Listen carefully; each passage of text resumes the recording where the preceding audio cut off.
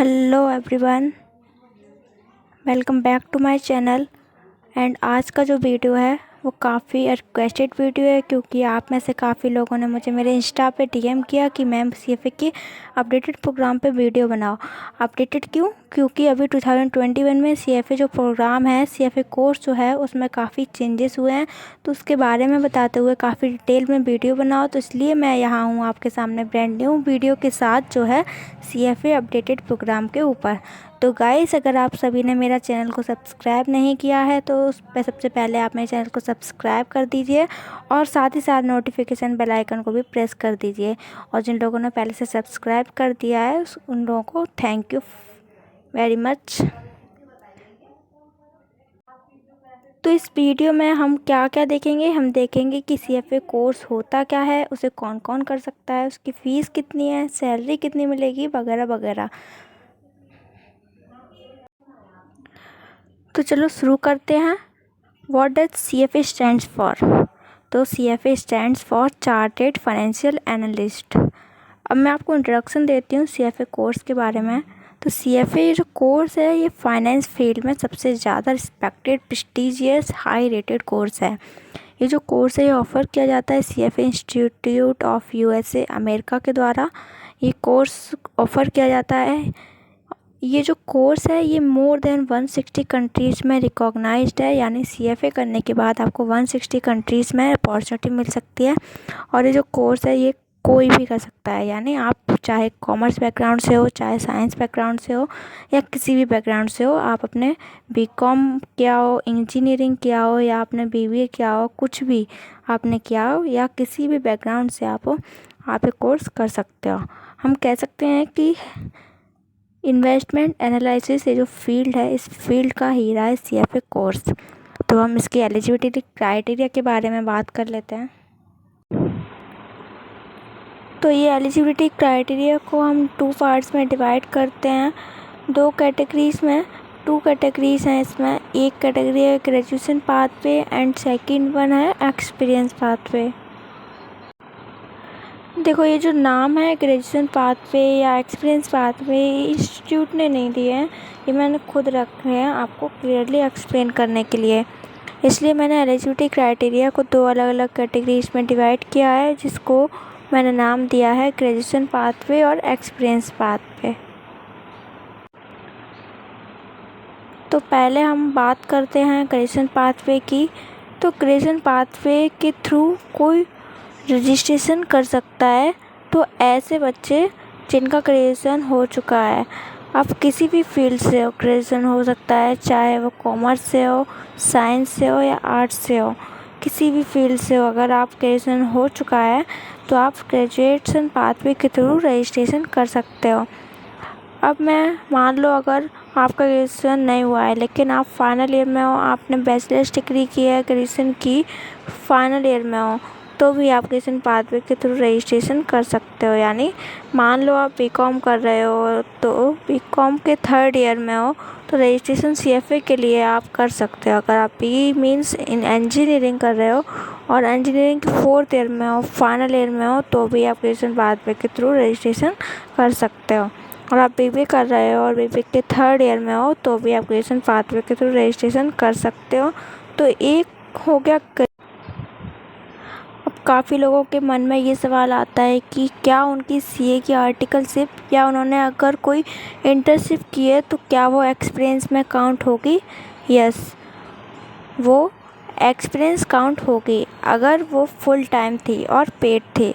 It should be full time and paid. तो आपके articleship और इंटर्नशिप ये भी काउंट होगा।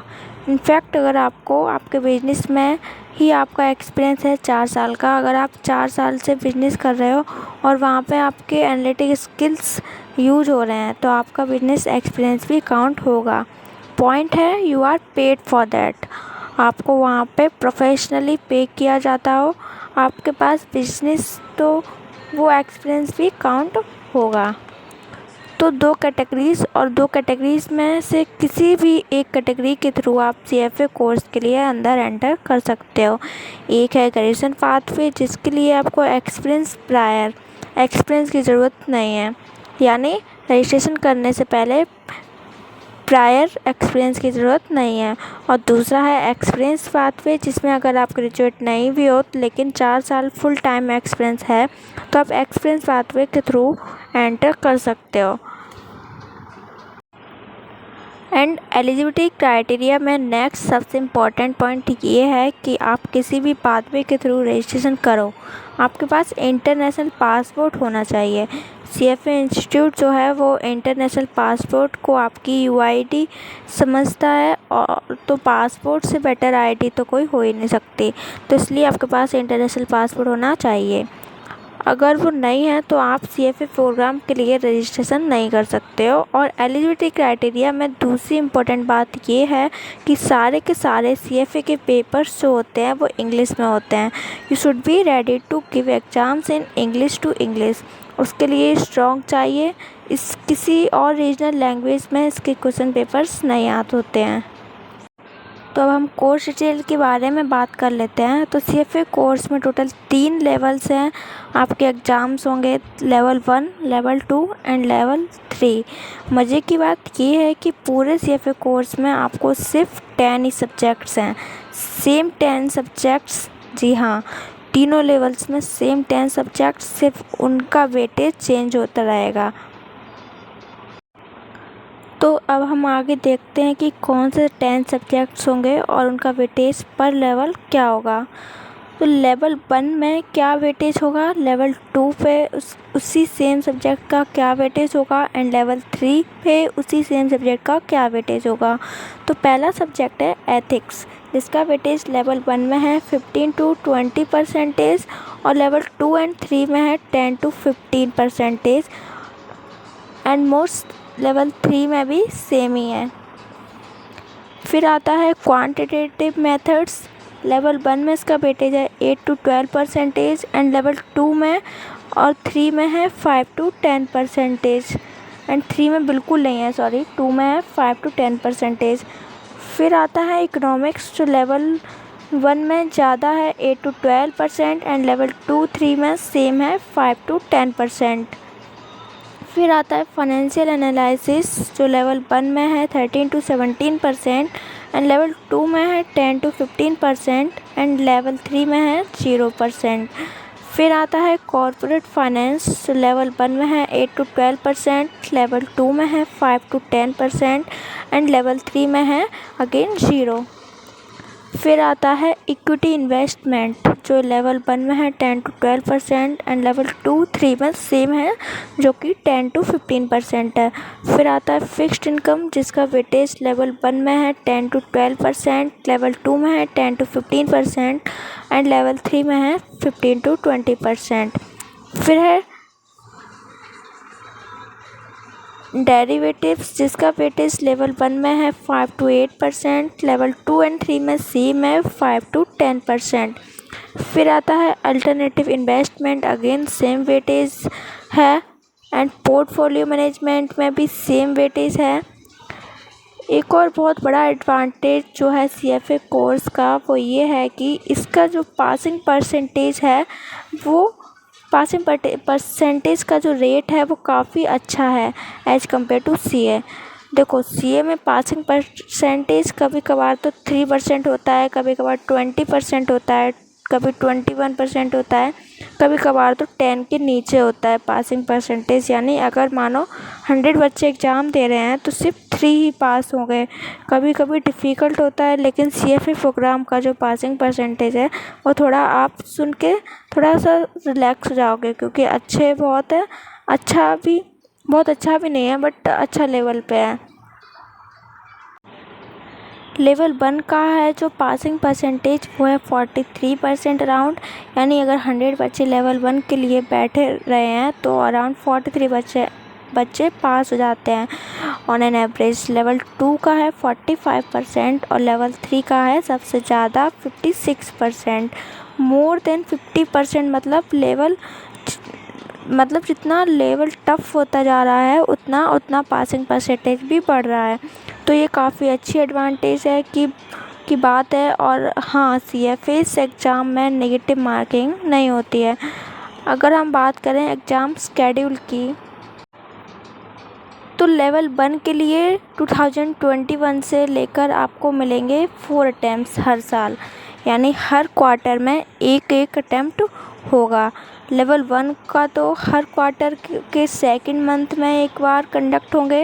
लेवल 1 के एग्ज़ाम्स होंगे 4 साल में 4 बार इन 1 ईयर। 2021 से लेकर तो अटैम्प्ट होगा in the month of February, in the month of May and in the month of August and in the month of November, यानी आप 4 में से किसी भी अटैम्प्ट के लिए रजिस्ट्रेशन कर सकते हो लेवल 1 एग्ज़ाम्स। अब बात करते हैं लेवल 2 के एग्ज़ाम्स के बारे में। लेवल 2 के जो एग्ज़ाम्स हैं वो 2021 में 2 बार कंडक्ट हुए थे in the month of May and August, साल में 2 बार, और इस साल यानी 2022 में, और इसके बाद हर साल भी साल में 2 बार ही होंगे, पर उनके मंथ्स चेंज होंगे। अब की बार होंगे फरवरी एंड अगस्त में। लेवल 3 का जो अगर एग्ज़ाम पैटर्न की हम बात करें तो ये 2021 में भी नवंबर में हुए थे, और हर साल ये इसी मंथ में होंगे, यानी मई एंड नवंबर में ही। अब अगर हम बात करें एग्ज़ाम पैटर्न की, तो सबसे बड़ा मेजर चेंज जो है 2021 से जो आ रहा है CFA कोर्स में, वो ये है कि अब हर लेवल्स के एग्ज़ाम, चाहे वो लेवल 1 हो या लेवल 2 हो या लेवल 3 हो, हर लेवल के एग्ज़ाम्स अब होंगे कंप्यूटर बेस्ड, यानी कि ऑनलाइन। यानी अब आपको वो traditional method of writing the answer using pen and paper, वो मेथड से एग्ज़ाम नहीं देने होंगे। अब हर लेवल का पेपर आपको देना है ऑनलाइन। तो ये सबसे बड़ा एक मेजर चेंज है 2021 से। और ये स्टेप्स क्यों लिया गया है, समझने वाले समझ गए होंगे। पैंडमिक ने सारे इंस्टीट्यूशन को समझा दिया है कि ऑनलाइन एग्ज़ाम्स कराएं तो स्टूडेंट्स के लिए भी बेटर है और उनके लिए भी बेटर है, ताकि इन फ्यूचर भी अगर ऐसी कोई सिचुएशन आती है तो बार बार एग्ज़ाम्स पोस्टपोन ना करने पड़े। तो अब आगे से पेपर कंप्यूटर बेस्ड होंगे, ट्रेडिशनल मेथड ऑफ पेपर अब नहीं है किसी भी लेवल के लिए। अगर हम बात करें टाइप ऑफ क्वेश्चंस की, तो लेवल 1 एंड लेवल 2 दोनों होते हैं MCQ बेस्ड, यानी सिर्फ और सिर्फ MCQs आएंगे, मल्टीपल चॉइस क्वेश्चंस यानी क्वेश्चंस, और उसके 3 ऑप्शंस जिनके लिए नेगेटिव मार्किंग नहीं है। और लेवल 3 की अगर हम बात करें तो वो मिक्स है, उसमें MCQs भी हैं और सब्जेक्टिव क्वेश्चंस भी हैं। सब्जेक्टिव यानी थ्योरेटिकल, आपकी और मेरी लैंग्वेज में थ्योरेटिकल क्वेश्चंस भी होंगे। अब अगर हम बात करें टाइम की, तो टाइम लेवल 1 का जो पेपर है वो डिवाइडेड है 2 पार्ट्स में। इनफैक्ट तीनों ही लेवल्स जो हैं, लेवल 1, 2 एंड लेवल 3, तीनों ही लेवल्स के जो एग्ज़ाम होते हैं वो डिवाइडेड होते हैं 2 पार्ट्स में, morning session and afternoon session. एक ही दिन पे 10 सब्जेक्ट्स के पेपर हो जाता है, सिर्फ 2 सेगमेंट्स में होता है, morning session and afternoon session. Morning में मिलेगा लेवल 1 के लिए 2 आवर्स एंड 15 मिनट्स का, जिसमें सॉल्व करने होंगे 90 MCQs। और सेम आफ्टरनून सेशन में भी मिलेगा 2 आवर्स एंड 15 मिनट्स का, जिसमें अगेन सॉल्व करने होंगे 90 MCQs। यानी एक दिन में टाइम मिलेगा 4 hours and 30 minutes total, morning में एंड आफ्टरनून मिलाकर। और नंबर ऑफ़ MCQ होंगे 180 फॉर लेवल 1। अब लेवल 2 के एग्ज़ाम्स भी सेम 2 पार्ट्स में होंगे divided, morning session and afternoon session. एक session of 2 hours and 15 minutes, और नंबर ऑफ़ क्वेश्चंस रिड्यूस हो जाएंगे। लेवल 2 में 60 MCQ मॉर्निंग सेशन में सॉल्व करने हैं एंड 60 MCQ आफ्टरनून सेशन में सॉल्व करने हैं। टोटल MCQ आपको सॉल्व करने हैं एक दिन में 120 MCQ लेवल 2 एग्ज़ाम्स में। और level 3 again divided into 2 parts, morning session and afternoon session of 2 hours and 15 minutes E subject. सुबह भी 2 घंटे 15 मिनट्स और दोपहर को भी 2 घंटे 15 मिनट्स, लेकिन लेवल 3 में फ़र्क ये है कि जो मॉर्निंग सेशन है वहाँ पे MCQs बिल्कुल नहीं होंगे, सिर्फ़ और सिर्फ होंगे सब्जेक्टिव टाइप क्वेश्चंस, और जो आफ्टरनून सेशन है उसमें सिर्फ़ और सिर्फ होंगे MCQs ओनली 45। तो अब CFA कोर्स की जो फ़ीस है वो डिपेंडेंट होती है कि आप कितने मंथ्स पहले रजिस्टर करना है कोर्स के लिए, या जितना आप लेट करते जाओगे रजिस्ट्रेशन के लिए उतनी ही फ़ीस बढ़ती जाएगी। अगर आप अर्ली बर्ड हो यानी आप 8.5 महीने पहले रजिस्ट्रेशन करते हो हर लेवल के एग्ज़ाम से पहले, तो आपको एनरोलमेंट फ़ीस भरनी होगी $450 की, और हर लेवल्स के एग्ज़ाम के लिए आपको फ़ीस भरनी होगी $700। और अब ये जो एनरोलमेंट फ़ीस है ये वन टाइम पे करनी होती है, यानी हर लेवल के पहले हर बार यानी पे करनी होती है।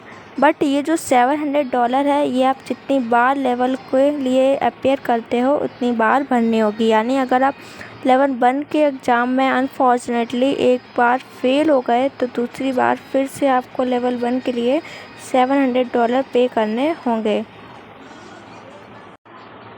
Same goes with level 2 and level 3। Total आता है $2550 अगर आप फर्स्ट टाइप में क्लियर कर जाते हो तो।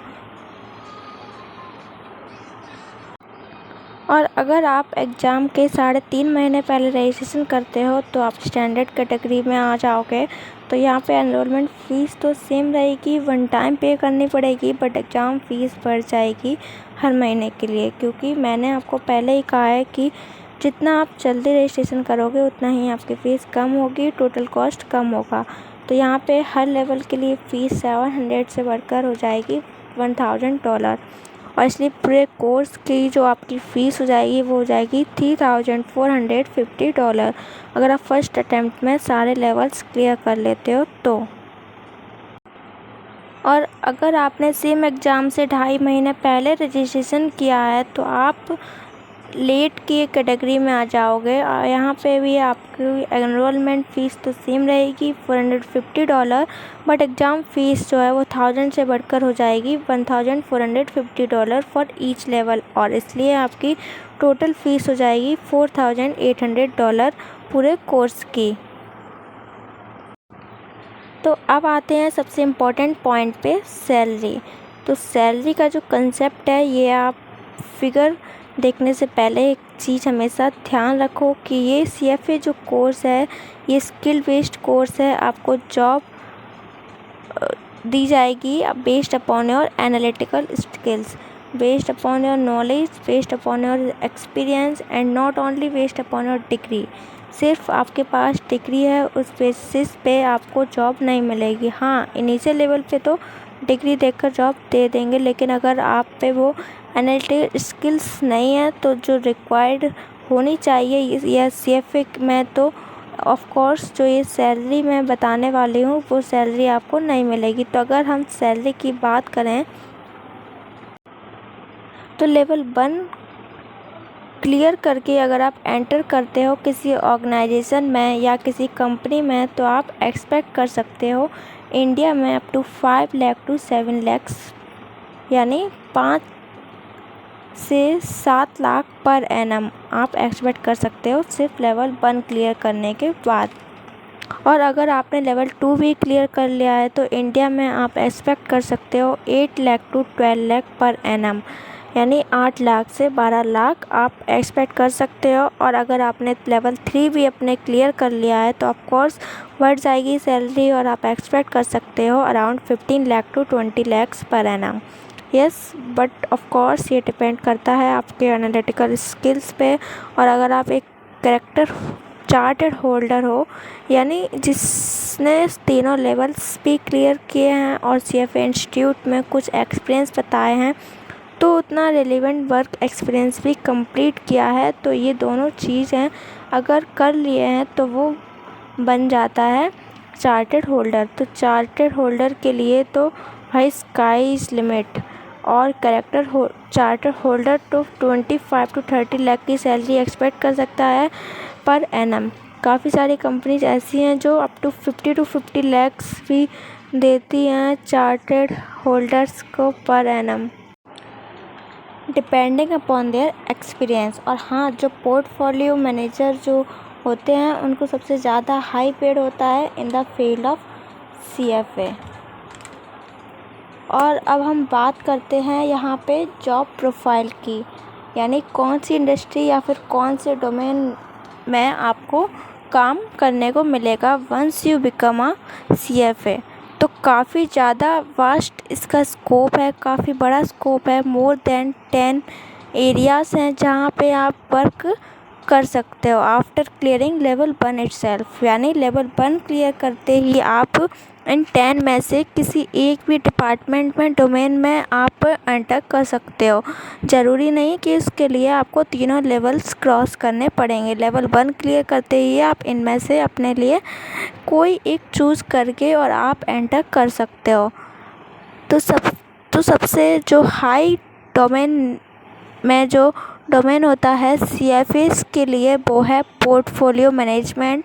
फिर उसके बाद आता है रिसर्च, फिर उसके बाद आता है कंसल्टिंग, देन काफ़ी सारे हैं जैसे credit analysis, risk management, audit account, then investment strategy, financial planning, investment banking. तो ऐसी काफ़ी सारी फील्ड्स हैं जिसमें आप जॉब कर सकते हो वंस यू क्लियर लेवल 1। यानी लेवल 1 क्लियर करते ही आपको इनमें से किसी भी एक में एंट्री मिल जाएगी। So this was all about the CFAs guys. I hope ये वीडियो आपके लिए यूज़फुल रहेगी, इन्फॉर्मेटिव रहेगी। अगर आपका कोई फ्रेंड या कोई रिलेटिव है जो आपसे पूछ रहा था या फिर CFA कोर्स के बारे में बात कर रहा था तो उसके साथ ये वीडियो ज़रूर शेयर कीजिए। And thank you guys for watching my video, and if you like my video then please like, share and subscribe it also, and don't forget to press notification bell icon so you won't miss any of my future video.